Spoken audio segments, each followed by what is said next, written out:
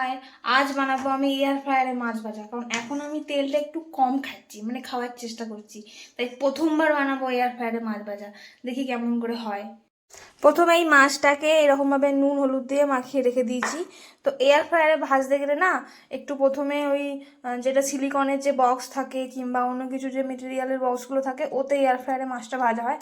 তো আমার কাছে ওই সিলিকনের বক্সগুলো যেগুলো এয়ার ফ্রায়ারে ইউজ হয় সেগুলো নেই। তাই এইটা একটু সাদাটা পেপার ছিল, এটাকে একটু ওই সর্ষের তেল ব্রাশটাও নেই আমার কাছে যদিও, ওই জন্য হাতে করে একটু লাগিয়ে এরকমভাবে যাতে মানে বাটার পেপার মতো বানিয়ে নেব। তারপরে যে এটা আছে সেই এয়ার ফ্রায়ারের ভেতরে যে জিনিসটা থাকে ওটার ওপর এই বাটার পেপারটা এখন রাখবো, রেখে মাছগুলোকে আস্তে আস্তে দেবো।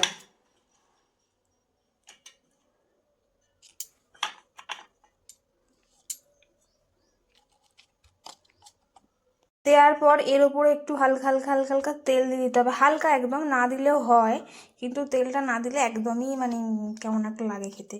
তো এইরকমভাবে এদিক ওদিক করে একটু তেল দিয়ে দেবো।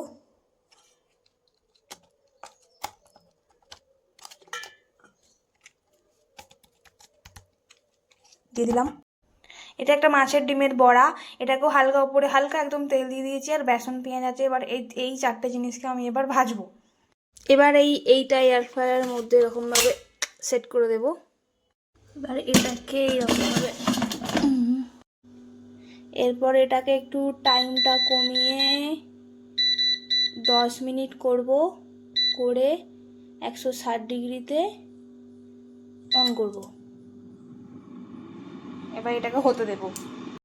হয়ে গেছে মোটামুটি 15 মিনিট মতো। এবার দেখবো মাছটা, সেটা একই হয়ে আছে রে বাবা।